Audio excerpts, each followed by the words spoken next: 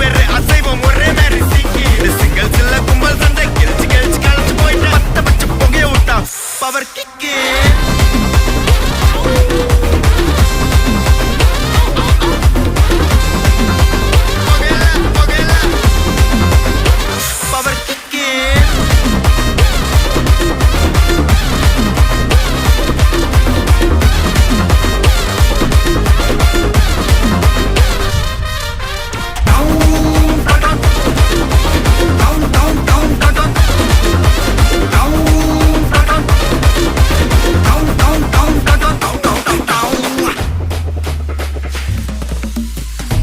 தட்டி முட்டி குழம்புல கொதிக்குது பார் அந்த காலழகு